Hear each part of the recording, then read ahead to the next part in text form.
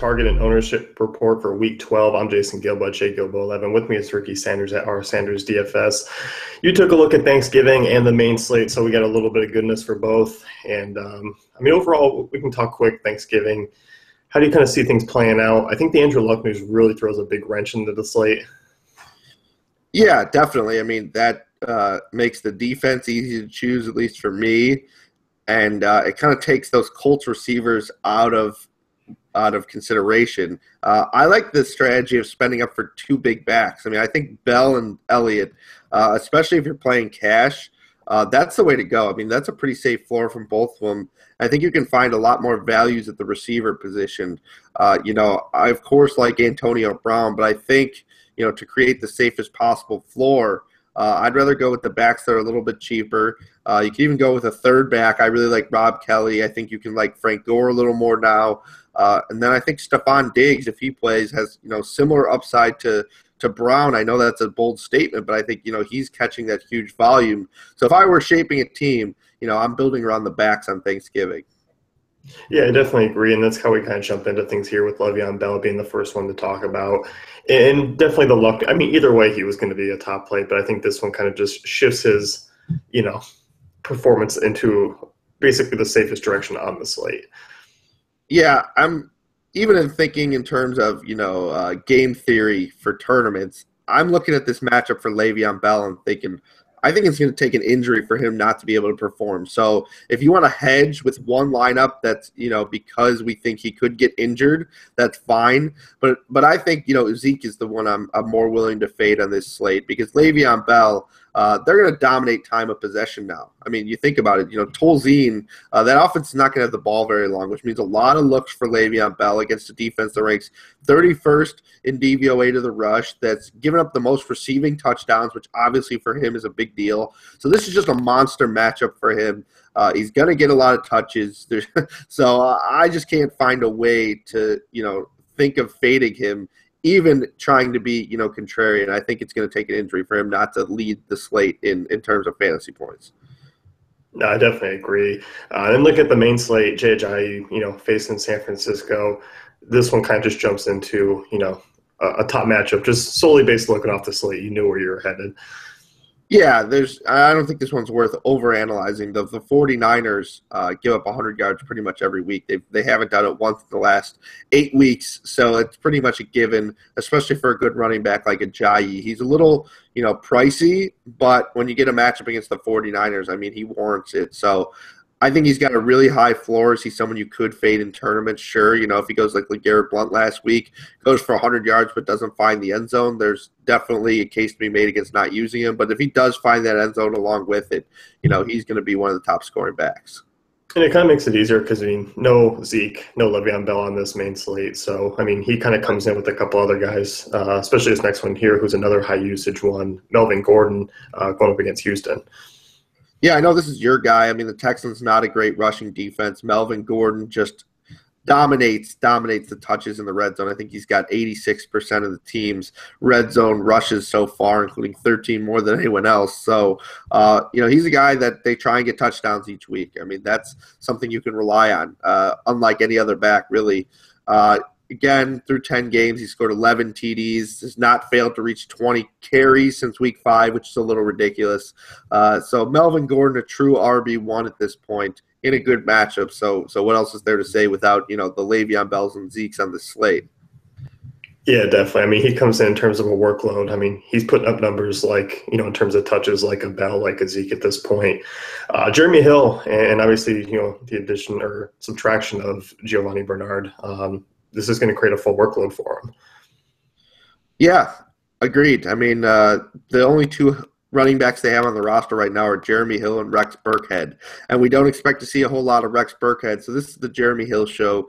He's only 3,900 on DraftKings, so I'm not even going to go ahead and overanalyze the matchup, even though it's not a very good one. Ravens 6th in rushing defense DVOA, but if you're looking for some salary relief, he's kind of the Rob Kelly of the weekend slate, where he's going to touch the ball a lot, probably not catch the ball, although I do think his involvement in the passing game is going to go up now without Bernard. So this is just a guy who's seeing a ton of volume for his price. Yeah, I mean, you have him about 4 to 5 targets. I mean, if he catches 3 or 4, I mean, especially on full point PPR sites, I mean, that's a nice addition if he does get that 80 yards on the ground. I mean, because that adds to it. Definitely, definitely. And then back to Thanksgiving slate, Rob Kelly, we were talking about a little bit early on, obviously coming off a monster game, and then still very cheap. Yeah, exactly. That's my thought with him is he's kind of the exact same thing as Hill, except I don't expect him to get involved in the passing game, even though he's really the only show in town. They have Chris Thompson at least for that. But, 137 yards, 3 rushing TDs last week, seen over 20 carries in 3 straight. Heading into last week, he'd only been tackled behind the line 2 of 60 rushes. So against the Packers defense that had been dominating, most, not everyone, but most, he got it done again. So I'm willing to call him a very good running back, definitely one that warrants this price tag. Yeah, definitely, and especially on a slate where he needs some good value. He's certainly one of them. Moving into wideouts here, and at your top priced one, you got Amari Cooper, kind of leading things off. Coming off a decent game. I mean, for the matchup, I think he kind of overperformed. Yeah, I was going to say, those Texans corners are definitely not slouches. I did not have high hopes for him. The fact that he, found the end zone definitely made it a more productive day than I had thought. AJ Bouye is literally the best cover corner. But you got to like this matchup. I mean, it definitely gets better. Panthers, 27th in DVOA. We all remember that game against Julio Jones, over 300 yards. That's, every time a wide receiver plays them, I have flashbacks to that game. Top wideouts have averaged 89.7 yards against them. That's even with his 300 yards. So they've been better, than they showed that one game, but they still are beatable. Again, Odell Beckham against Joe Hayden this week, Julio Jones against Patrick Peterson. So I don't think there's any reason to really spend up for the absolute top of wide receivers. I'd rather spend money at running back, maybe even tight end, probably, focusing on the running back position, or even, just go balanced at receiver than spend up to the top. Yeah, definitely in agreement. I think the way roster construction works is looking for me pretty much like that. And I like this next one here, Larry Fitzgerald. I mean, I think the price is always what attracts me the most to Fitzgerald. Obviously, he's a good volume guy, but he always never seems to be really that price high. No, he's not at all. I mean, for what he is this week, I would make the case that I project him for more than even maybe Julio Jones.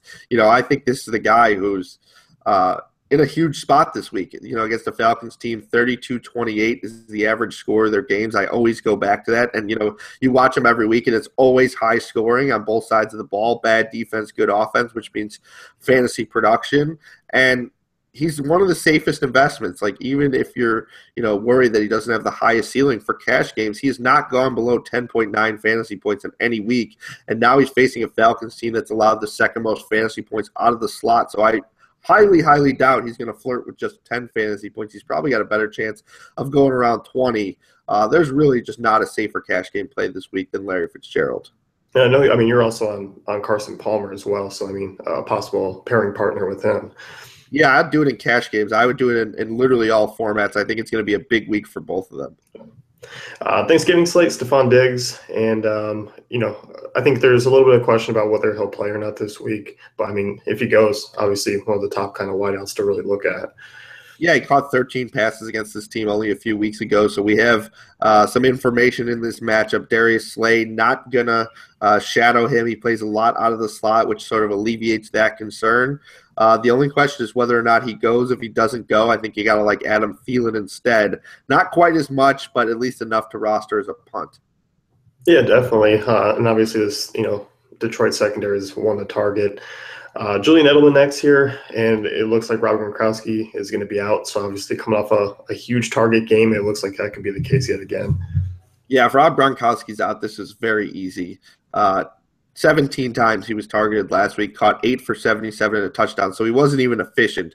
Against the Jets defense that I think the way to beat them, clearly, according to DVOA, is second and third receivers, and Edelman plays mostly out of the slot. He's going to be – I think he has a better catch rate this week than he did last week, especially if Gronkowski's out. If Gronkowski's in, I definitely still like it because Edelman's a guy who's finding the end zone now. He's kind of resembling that Edelman of last year. He scored in 2 of 3 weeks. He's a guy who eats up all kinds of targets, and usually he's very good at hauling them in at a solid catch rate. So if he's going to flirt with 10 targets again, I don't see him only catching 8 of 17 or something like that this week. I think we get closer to a 70-80% catch rate and rack up the yardage. Yeah, I certainly agree. And with a pretty good matchup there as well. You call this one a sneaky pick, and I like this one quite a bit. Corey Coleman going up against the Giants. Obviously, I think Josh McCown being back helps out a little bit in terms of kind of feeling better about putting him into your lineup. Yeah, I mean, what I keep alluding back to is that McCown has clearly been the best quarterback on this team when you watch them. I mean, the team's not good regardless of who's under center, but he's at least a guy with NFL experience who looks comfortable in the pocket. He's actually so comfortable he is willing to take a big hit. Last week he would stand in there for that extra second, throw the ball, and get absolutely annihilated. But hey, with receivers who are young and not able to get open as quick as the likes of Antonio Brown, you need a guy who's able to stand there. And Corey Coleman's a guy who gets open pretty quick. You look at the Steelers team. Sorry, that was last week. The Steelers ranked 11th in DVOA, and there was gusting wind. So I'm not going to take that into consideration, going into this week. But this week he faces a Giants team that lines up their basically weak link in the secondary, Eli Apple, against Coleman, which is why I definitely like it. Terrell Pryor is the guy who's generally considered the top target on this team, but I think over time, Corey Coleman just has so much talent that he's bound to emerge. So with no one thinking about him, it was kind of like Sterling Shepard, after a cold stretch. I don't know, what was it, a month ago before he started scoring again? I think now is the perfect time to buy on him, especially when he's got the most useful guy under center. Yeah, definitely. I mean, and there is a fair amount of upside. Obviously, we saw that earlier this season against Baltimore before he got injured. Definitely like him a lot. Tight ends here, looking at Thanksgiving, Jordan Reed is obviously the elite call of that slate, just given the fact that it's 3 games. Yeah, I've seen that a lot of people are a lot more on Jordan Reed this week than I am, and I'm the biggest Jordan Reed fan. I just think for Thanksgiving there are other options that I'm comfortable with. Eric Ebron's really the guy that I like. But Jordan Reed, I think, should have the best raw projection of any tight end on the slate. Jamison Crowder and Vernon Davis have kind of eaten into his production lately. I think Vernon Davis played 37 snaps last week. He was over 50, but it was at least enough to, raise an eyebrow once again. He was only targeted once, which was nice, after catching that touchdown the week before. But, for the most part, Jordan Reed's still one of the top targets for Kirk Cousins, who should be throwing a lot against this Dallas team. Yeah, definitely. And I think in terms of a pay-up option, I mean, I'm curious to see how that will play out in terms of ownership. I mean, you have him right around 20-25%. As things kind of shift towards, it could move maybe a little bit lower if people kind of realize, I can't force him in. He's a little too expensive. I think he's a tournament play for me. I think, spending up at those backs is my priority for Thanksgiving. But I think Jordan Reed's an elite tournament play because he still has, 100-yard and a touchdown upside. Yeah, definitely. Then moving over to the main slate, I mean, Greg Olsen. I feel like it's an ugly week. I mean, maybe it's just my take on this week for tight ends. It just seems like there's 2 up there, and then we get a little risky. Yeah, I agree with you. That's why I think Olsen is probably an elite tournament option. He's kind of the Jordan Reed of the other slate, right? Because he's, again, in terms of raw projections, he should be up there just because he's Greg Olsen. Cam Newton and this offense have kind of been ugly to this point, but, Oakland's 27th pass ranked defense should definitely help cure it for Olsen. I still think he's got big weeks left down the stretch. I don't think it's necessary in cash games because I think there is a cheaper option who we'll get to who could at least, challenge him for the lead in fantasy points or at least fantasy point per dollar over the weekend. But Greg Olsen is a guy who could, easily go over 20 fantasy points. So he's a guy I want in tournaments for sure. Yeah, definitely. And I kind of see that game possibly going really back and forth through the air. And then Gary Barnidge, obviously, you talked about Josh McCown being back, kind of helps those targets around him, and Barnidge is obviously one of them. Yeah, Barnidge averaged 15 fantasy points with McCown, 10 with all these other quarterbacks, the collection that they've had since he's been a Brown. So it's pretty clear to see that he prefers that more than anyone else. I mean, the Giants rank 18th in DVOA against tight ends, and Zach Miller had already caught a touchdown. He looked like he was almost could have been on his way for a 100-yard game against this defense last week, but he broke his foot. So I think Gary Barnidge is in a pretty good spot. Giants, nothing to write home about against the position, and the Josh McCown, Gary Barnidge hookup is definitely something to write home about. Certainly. And then another cheap tight end, Dennis Pitta, had a couple early good games, and then, as you mentioned here, looking like he's slumping, not really a ton of production, but in a really good spot this week. It's really sneaky. Yeah, the price is all the way down, so it's a good buying opportunity. I don't think it's a cash play because we've seen, he's kind of fallen off the face of the earth recently, which did not expect. He looked like a true tight end one early, but maybe it's just, he needs a perfect matchup, and Bengals have been one of the worst defenses against the position. It's a division matchup, which you got to like, so I think this is a good spot. Joe Flacco, a quarterback who throws, in the top 3 in terms of attempts, some of them are going to be headed Pitta's way, so I think this is a good week for him to bounce back. Yeah, definitely agree with you. And then another cheap one, Cameron Brate, looking against Seattle. And as you pointed out, I mean, really their only weakness is, or has been against tight ends. Yeah, and Jameis Winston is generally bad in games where defenses get after him. He's thrown only 2 touchdowns in 3 games, which he's been sacked at least 3 times. So, with him running for his life, Cameron Brate seems like the logical option, maybe Doug Martin too, of guys who should be on the receiving end of a bunch of his passes, but he's not going to have the time to, look for Mike Evans downfield a whole lot, especially if Richard Sherman's covering him.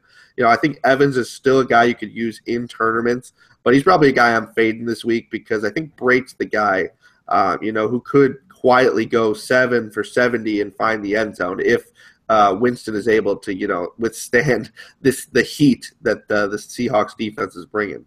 Yeah, we saw that last week. I mean, with the way it played out for Zach Ertz, it wasn't, tremendously efficient, but, he got his due to that touchdown and was targeted quite a bit. Exactly. I think you could project kind of a similar game flow in this one. I agree with that. Yeah. So that's going to wrap things up. I mean, given the fact that it's Thanksgiving week, do you have like an unpopular Thanksgiving take that might annoy the masses?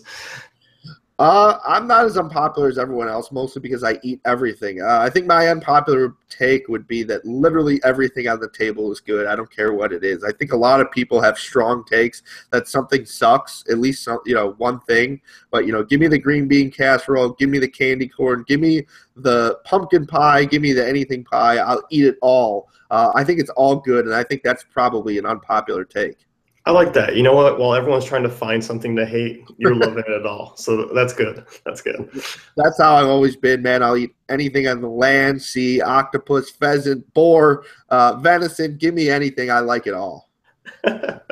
So it sounds like, you got the action-packed table there if you're going with, various meats. No. That's not for Thanksgiving. I'm just saying in general. I believe anything. No. My family does not serve some squid for our main course. We're turkey with all some interesting sides. But I'm just saying, if you do have any of that weird stuff, if you want to bring sushi there, if you want to bring, wild animals that you caught, I don't care. I'll eat it for Thanksgiving. I think it's all welcome on my table. That's the spirit. That's what we look for. Not these, people hating everything and. Yeah. No, I'm definitely not one of them, and I cannot relate. Yeah, so that's good. That's going to wrap things up with the target ownership report for Week 12. If you want to head on over to our Daily Fantasy Cafe site and check out Ricky's article, it is up on the front page. Check out the rest of our great tools and content.